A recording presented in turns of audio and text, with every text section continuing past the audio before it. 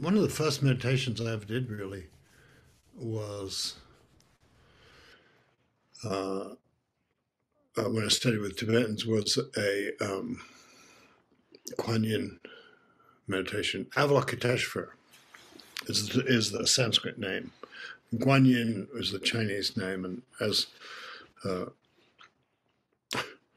Guan Yin became a woman in China, but then became a man as well, and then in Tibet and so on. So Tibet usually a guy called Avalokiteshvara. But I remember the idea was you just meditate, and you've got a couple of hours to do it each time, and you just look at a big painting of Guan Yin, and uh, and you visualize it, and you visualize it minutely, the eyes and the toes and the eyelashes, and the nose and everything, and then it's sort of rather. I need a crane or something to do this. Then you bring Guan Yin over your head, and then Guan Yin melts into your body. It's a rather beautiful meditation, and then when you walk around, you're Guan Yin, and you have a different response to everybody. So if your heart is just open and you're connecting to everything, your response is going to be different. You're not going to be. One thing it's interesting to think of if you're Guan Yin, if you take the form of Guan Yin, how are you different? Are you different at all? What's wrong with you the way you are?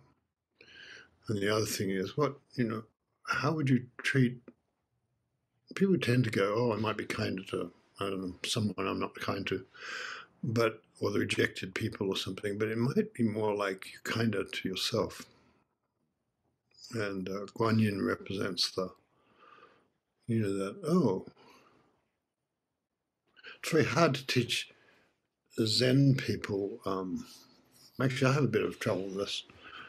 My partner sometimes says, "How are you, John?" And I describe what I'm doing. I go on for a while, and then she says, "How are you, John?" So it's more like, "Oh, I'm happy, I'm sad, I'm whatever it is. I'm feeling joy, I'm feeling sorrow." That's Guan Yin. Very hard to teach Zen people that, uh, and very hard to learn that Zen is not about Guan Yin is that part of us that there's a certain way in Zen where you can just go into the vastness and you realize that death and birth is pure and it's all beautiful, and that's definitely a part of Guan Yin. But the other aspect is it's all right to feel things, and if you don't feel things, you can't really be Guan Yin because you can't connect with people. So hearing the sounds of the world and the cries of the world was Guan Guan Shi Yin or Kanzeon means hearing the sounds of the world, hearing the cries. The one who hears sounds, Kanzeon, Japanese for it. And so we'll chant that later because I'm kind of interested in it, And I'm interested in the way I think there's a kind of respect for life in respecting the connections between things and the feelings and things. And what else do I have here?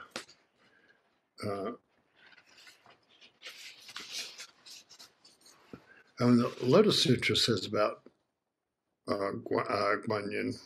The Lotus Sutra is the Pure Land Sutra, and some people don't actually teach it or read it, but every now and again quote it because it's got these interesting things. There is no place where Guan Yin will not manifest the sufferings of those in troubled states of being, hell dwellers, hungry ghosts. If you've ever been a hell dweller or a hungry ghost, you know what they mean.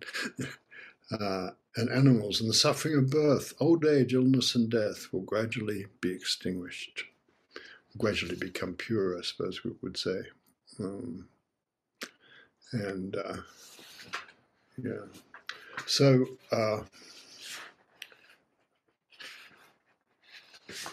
and so there's something about the blessing. The other thing about Guan Yin, I think, is not just feeling joy and peace and connectedness. I think that's a good thing, but feeling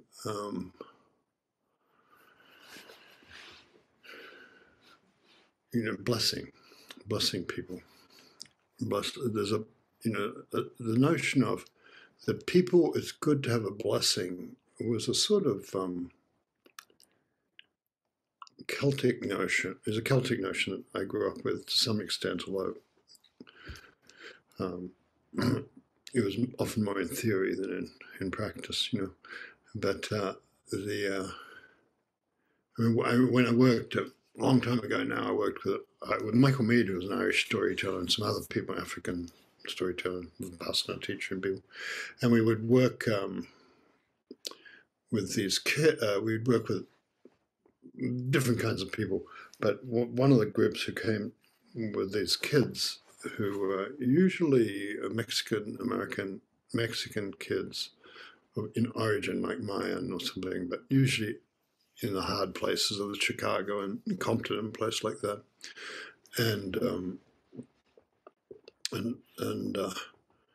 my Irish storyteller friend, he said, well, you've got to bless them. One way to bless them was, because they haven't had that. They've grown up without being blessed, One way to have that, he had this nutty theory that everybody wants to give them a future, which they can't even imagine, but he would take them to Mexico and they'd go to their ancestral, tribal lands and find that they'd been kicked off by a mining company or something like that. But at least they'd go to their tribal lands and they'd have he said, give people a past, give people a connection. So that's the action of Kuan Yin, to give people a connection, And you'll notice it in yourself if you tell a tale about your parents. Even if it's a dark tale, even if your parents are impossible. If that's the place you came from, whatever country you came from, has some blessings in it. Even if your parents weren't very good at handing on blessings, maybe the country is all right. Maybe the culture is all right. Just maybe the poets or the music, that's the blessing. Music's often a blessing. So I want to read a couple of things on blessings. The other thing to say before I do that, the other thing about, how how you can't tell, you can't reliably predict beforehand what will be happy or what will be sad. And if you try to, then you make everything wooden, and everything's just like, and so you can't really connect with people or even with yourself, if you try to predict what you should feel. This is a sad occasion, you shouldn't be laughing. Well, kids are always terrible about remembering it's a sad occasion, or even remembering it's a happy occasion. They'll start a fight in the middle of the wedding or something.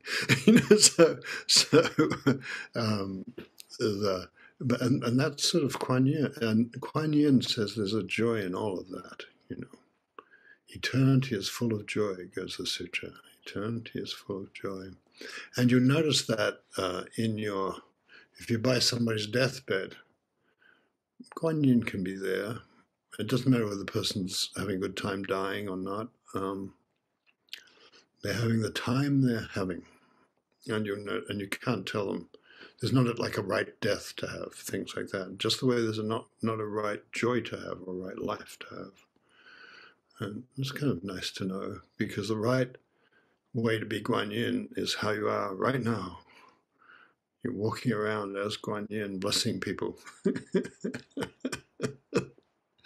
Just smiling at them, that's enough. Appreciating people, yeah. Appreciating people. I told this story, some of you have heard this, but I had this friend, not sure he's still alive, I lost track of over COVID, but who was a kind of gnarly lawyer. And he said, I would never get anything done if I weren't angry and mean, And he was a real estate lawyer and hot real estate markets and things, and was always fighting. And the people who had come to him were gnarly people too, who refused to pay their taxes for some bizarre reason, and they would quote the Constitution or something. They're completely nuts. But he would work with them and go in and yell at the authorities or something, some poor clerks behind the counter. And then but he kind of kept running into Buddhism, and he went to hear the Dalai Lama about kindness. And he came, but he stayed he hated the whole thing. He stayed 3 days. The Dalai Lama used to do these little weekends where I don't know, he'd just give a couple, maybe a teaching a day or 2 teachings a day. And this was in Tucson. He used to come there fairly regularly, and sometimes you get Western teachers to teach with him, and I did sometimes too, you know, but sort of like opening act, you know. And but he, you know, he had that sort of effect on people, and my friend he sat through it, like resenting it, opposing it, thinking he's a very nice man, but if he thinks I'm going to give up being angry, he's got another thing coming. It's like kind of thing, like, and Dalai Lama's teaching those things, you know, like usual things. Being angry is like taking poison and hoping someone else will die. That sort of thing, like hokey things like that. But it sort of feels there's something there. And so anyway, he went out like grumbling to himself into his car and got on the freeway, and somebody immediately, as he's going the on-ramp, cut him off, and he started to scream and go into his road rage and shake his fist. And well, I don't know, I paid good money for that weekend, maybe I should try at least not doing that, you know. So he just started, like, you know, wishing the guy, oh, maybe that guy's needs to get something, that person needs to get some. Maybe there's a woman who needs to get to hospital to give birth. Maybe there's a disaster, that sort of, you know, kind of hokey, but kind of possible. And suddenly he found he could do this. And it was amazing. There's no good reason why he could do this. He didn't believe in it or anything stupid like that. But and then he went into his real estate office. Then he had a client who was in this huge fight, like $1 million fight with the city and county over unpaid taxes for some bizarre reason, and my friend, instead of doing his usual thing, would go in and scream and thump and threaten more lawsuits and tie them up and so on. But he went and said, "Look, I'm sorry. We've really been." There hasn't been a good reason why taxes haven't. We just haven't paid the taxes. You know, his clients just haven't paid the taxes, and we kind of want to make it right. And is there any way you could? And we know you have a hard life. And is there any way you could? I don't know, knock some money off that. You know, because there's no way he can pay it all. And the clerk looked at him and blinked. And said, nobody's ever nice to us. And said, sure. And gave him like this huge discount on the taxes. And so he calls his client up and says, well, if you pay this, all the trouble will be gone. So it was kind of sweet. And he was still a bit gnarly, but he kind of liked that, you know. He liked the change in himself. And he said the main people who noticed the change in him were his children, his wife and his children. So that's Kuan Yin. The operation of Kuan Yin is something that happens in our hearts, you know. I think a deeper thing than that, that's a sort of that's the low-hanging fruit of Kuan Yin, what my friend did. The other thing is realizing that whatever circumstance you're in, your Buddha nature is there, Kuan Yin is there, you know. If you feel in danger, or if you feel sick or afraid, you can tell there's some true deep reality of life that's always there with you. So you're always accompanied. So that's the deepest part of Kuan Yin, that feeling of, and you notice that I suppose really that's when people talk about enlightenment. That's what it is, you know, our connections to all beings, and that sense that Buddha said, now I see all beings have the nature of the Tathagata, nature of the Buddha. Only their delusions and attachments keep them from realizing this. You know, that's said in about 10 different sutras in slightly different forms. And this is James Wright, a great American poet. A blessing. Just off the highway to Rochester, Minnesota, twilight bound softly forth on the grass, and the eyes of those 2 Indian ponies darken with kindness. They have come gladly out of the willows to welcome my friend and me. We step over the barbed wire into the pasture where they have been grazing all day alone. They ripple tensely. They can hardly contain their happiness that we have come. They can hardly contain their happiness that we have come. They bow shyly as wet swans. They love each other. There is no loneliness like theirs. James Wright always thought loneliness was in the middle of love, but that also makes love in the middle of loneliness, possibly. So. At home once more they begin munching the young tufts of spring in the darkness. I would like to hold the slender one in my arms, for she has walked over to me and nuzzled my left hand. She is black and white, her mane falls wild on her forehead, and the light breeze moves me to caress her long ear that is delicate as the skin over a girl's wrist. Suddenly I realized that if I stepped out of my body, I'd break into blossom. Here's one of my favorite poets is Derek Walcott, who's and this is called A Blessing Rain. It was a beautiful rain this morning. I was asleep. It's a conversation between two lovers in bed. It was a beautiful rain this morning. I was asleep. He stroked her forehead. She smiled at him, then laughed as she kept yawning. It was lovely rain. But I thought of the dead I know. The sun shone through the rain, and it was lovely. I'm sure, she said. There were so many names the rain recited. Alan, Joseph, and Claude, and Charles, and Roddy. The sunlight came through the rain, and the drizzle shone as it had done for everybody. For John and Inga, Devendra and Hamilton, blessed are the dead that the rain rains upon, wrote Edward Thomas. Her eyes closed in my arms, but it was sleep. She was asleep again, while the bright rain moved from Masad to Monchy.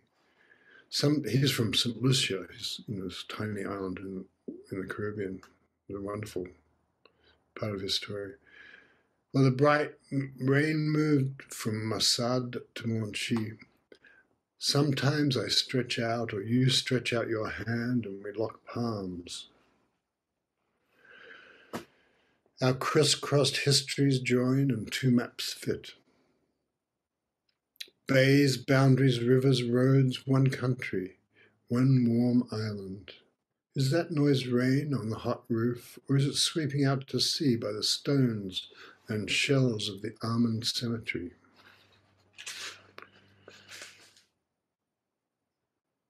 Let's just take it. Let's sit there with that, and the idea of the blessing of the rain, the blessing of the sun, the blessing of remembering your dead friends and blessing them, but then they're blessing you too, and the blessing of, waking up and being in a temple together, marvelous thing.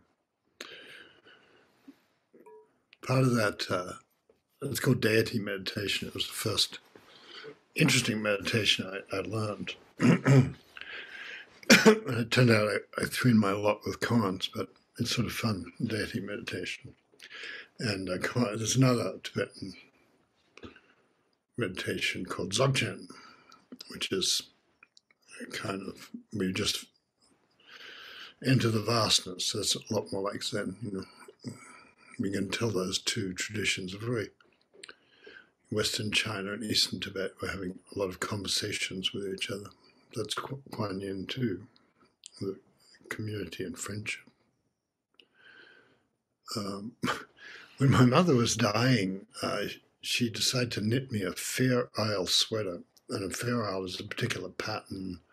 From the Fair Isle is the most northern inhabited island in Scotland, and in the Shetlands, and it's kind of pretty cold and harsh up there. So they're famous for their hats and sweaters, and my mother started knitting me when I thought, oh, that's great. What a great thing when she was dying. She was getting very old and kind of semi-dying, but she went on dying for quite a long time, so it was hard to know exactly how to describe the time units. And our relationship had not, it had its difficulties, and I could tell she was trying to, make a gesture. And I thought, oh, that's really sweet. I'll be able to wear the sweater, blah, blah, blah. And then at some stage, I went for a visit, maybe at Christmas sometime. And she said, I just can't, I realized I can't finish your sweater. And she showed me, and it was actually a blue and white pattern. This is a Fair Isle pattern I'm wearing now. And it was a blue and white one, only blue and white. But one of the sleeves was like this long, and she'd forgotten to stop. She just kept knitting it. And then the other sleeve wasn't at quite the right place in the body, So it wasn't a matter of I could take it to someone who knitted and they could, just shorten the sleeve or something. It was clear that kind of had to be started over. And she said, I don't think I'm up to it. And I said, and I took the sweater away with me, I don't know why. But anyway, to accept the gift, to receive the gift, that's why. And, but I had the feeling a Fair Isle sweater will come into my life sometime. That will be the reincarnation, the next life of my mother's sweater. And, but it never did. But then my daughter is now living in Scotland, in Edinburgh. And so she said, what do you want? I said, a Fair Isle sweater, thinking of this sort of very simple blue and white one. But then she got me this one because, that was within the terms of the brief. And I thought it was rather wonderful. And then she told me this great thing that felt somehow right. She said, you can't have more than two colours in any of the lines of a Fair Isle sweater because the women knitted them and they're always doing things, and so they could only have two needles. They could only walk and knit two colours at once, And I thought, that's a great Kuan Yin kind of detail. The Kuan Yin is in the details. It's like the little shoots coming up in the garden and things like that. So I think of those kind of hardy women, walking in the sleet and walking to see a friend or look after the livestock or see a baby or whatever, just with two needles and knitting the sweaters. So I felt like I just wear, in honor of those women and my own connections, I just wear my Fair Isle sweater into the Zendo today. So that's what you're seeing. So, Angela Rockall, who is from a cold place that's warm now, sitting up in the pre-dawn light of southern Tasmania. So. Well, it's raining here, which feels wonderful at this time of year because it's always a scary fire season kind of time. And there are greenfinches eating seeds in the garden bed just outside the window, and it's a pair of them come to a water bowl. One of them's just drinking and, going about its business, and the other one is right up close, singing loudly at it, not drinking, not bathing, not anything, just singing at this other bird. So, yeah, really full summer here. But I was thinking about an experience I had talking about Kuan Yin when I was in my 20s and just married, and my mother-in-law really didn't approve of me. She had suffered a series of fairly staggering losses over her lifetime, and I represented another one. And she was quite frail already at that stage and needed quite a lot of help. And I just couldn't figure out how to do it. I felt furious and lonely and rejected, and she didn't like me. And I was young enough at that stage to be used to assuming that I could charm my way through. And none of it was working. And it was a strong, sort of small country town, a bit like the outports of Newfoundland, where everything was very self-contained, the families were tight-knit, didn't know what to do with outsiders. Anyway, there I was, and wanting to do the right thing.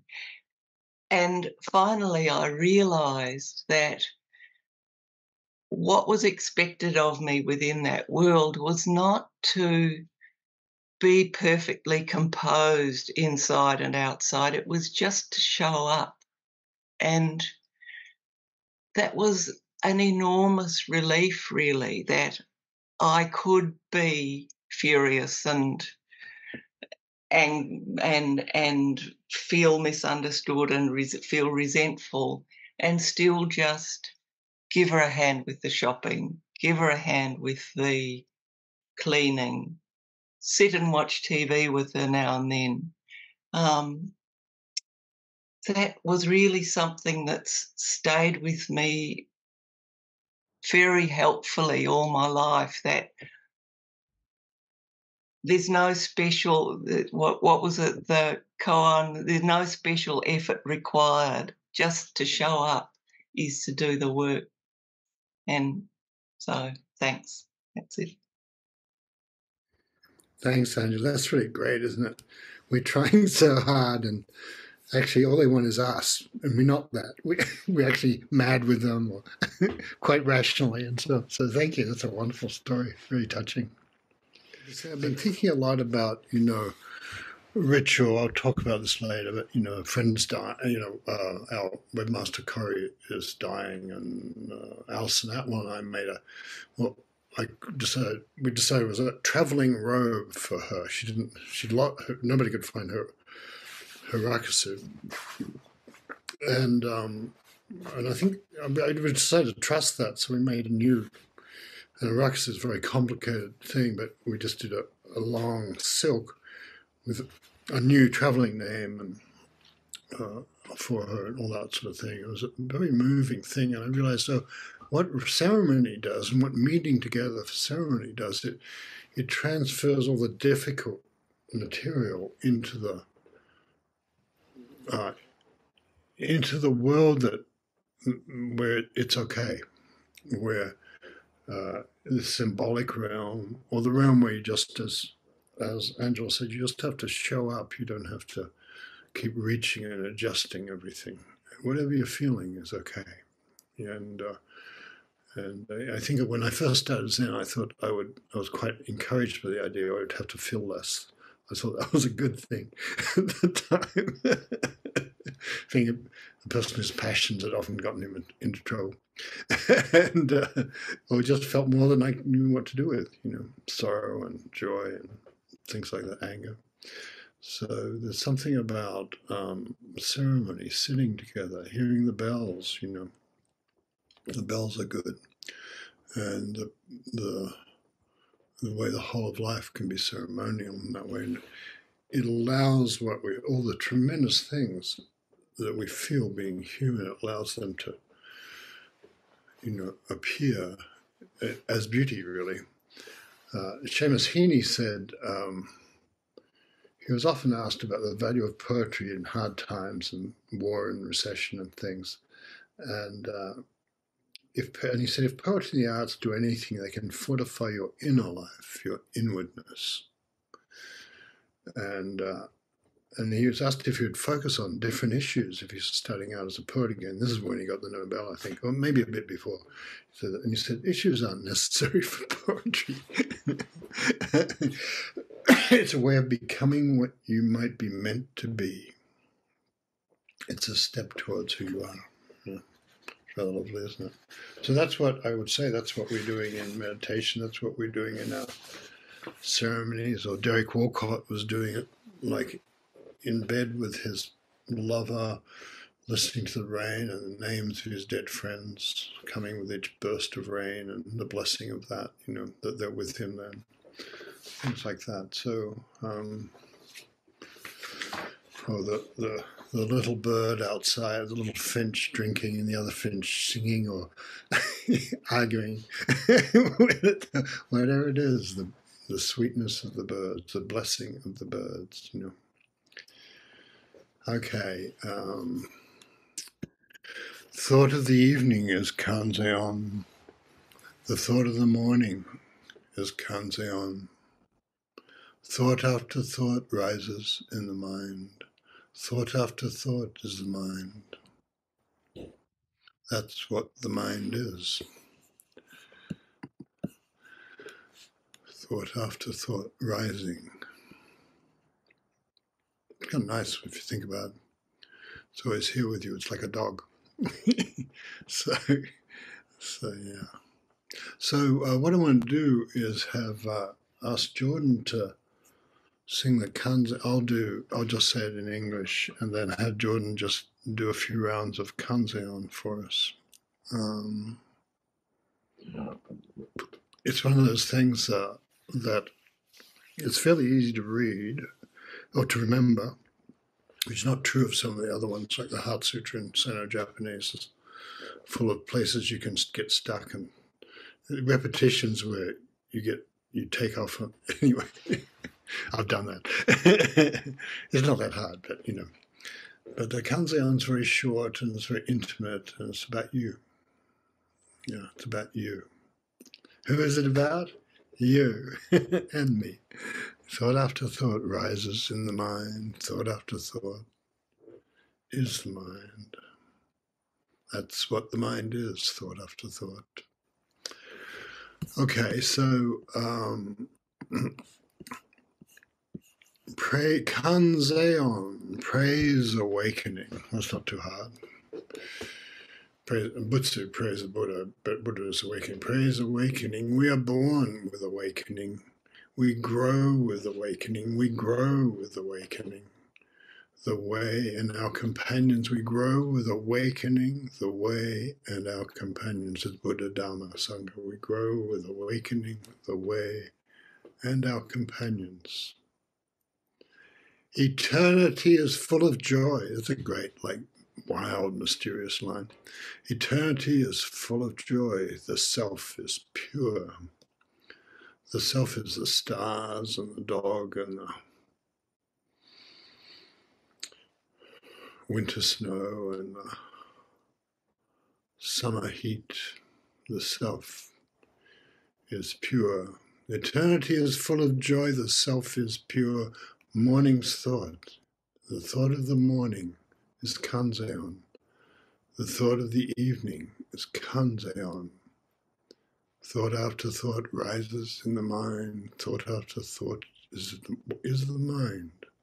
Thought after thought is the mind. And Jordan, how do you feel like do a few rounds? You got it.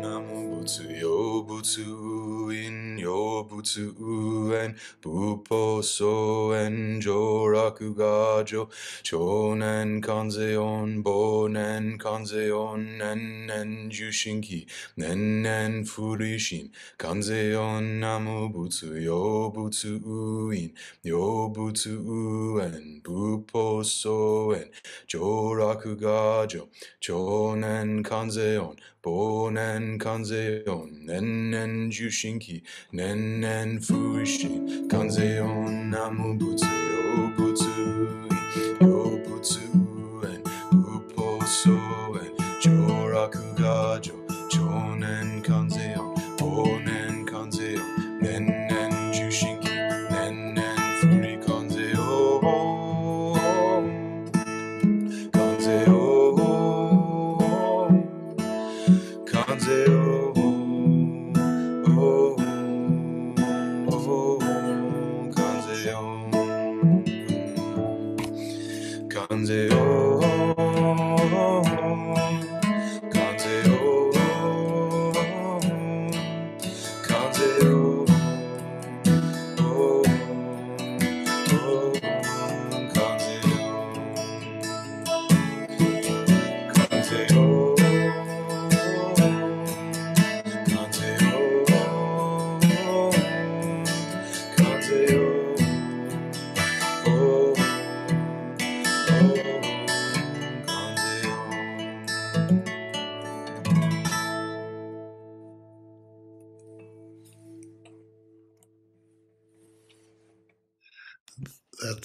That's really that's full of love and longing, and how longing is also the presence of what is being longed for. Thank you. Thank you. And so let Guan Yin accompany you in every thought and every breath as you go out into the world.